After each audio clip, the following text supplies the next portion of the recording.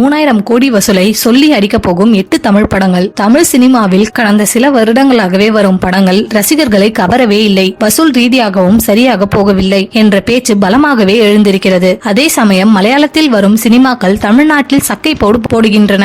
அதற்கு காரணம் அவர்கள் கதைக்கு முக்கியத்துவம் கொடுக்கிறார்கள், இங்கு கொடுக்கப்படுவதில்லை என்றுதான் பெரும்பாலானோர் கூறுகின்றனர். ஆனால் இந்த வருடத்தின் முதல் பாதியில் தமிழ் சினிமா தப்பித்தது என்றே சொல்லலாம். கடந்த சில வருடங்களாகவே வேற்றுமொழி படங்கள் தமிழ் சினிமாவை ஆக்கிரமித்துக் கொண்டிருக்கின்றன. குறிப்பாக 2022, 2023 ஆண்டுகளில் சொல்லிக் கொள்ளும்படி தமிழில் படங்கள் பெரிதாக வெல்லவில்லை. விக்ரம், ஜெயிலர், துணிவு உள்ளிட்ட படங்கள் வெற்றி படங்கள் என்ற லிஸ்டில் வைக்கப்பட்டாலும் விமர்சன ரீதியாக கொண்டாடப்படவில்லை. அதே சமயம் மலையாளம், தெலுங்கு, கன்னட படங்கள் விமர்சன ரீதியாகவும் கொண்டாடப்பட்டு வசூல் ரீதியாகவும் சக்கை போட்டன. எதிர்பார்ப்பை 2024 ஆண்டின் முதல் பாதி பூர்த்தி செய்திருக்கிறது. இந்த வருடத்தின் தொடக்கத்தில் வெளியான அயலான், கேப்டன் மில்லர் ஆகிய 2 படங்களுமே கிட்டத்தட்ட 100 கோடி ரூபாய் வரை வசூல் செய்திருக்கின்றன. அதே சமயம் விமர்சன ரீதியாக கொண்டாடப்படவில்லை என்பதுதான் உண்மை.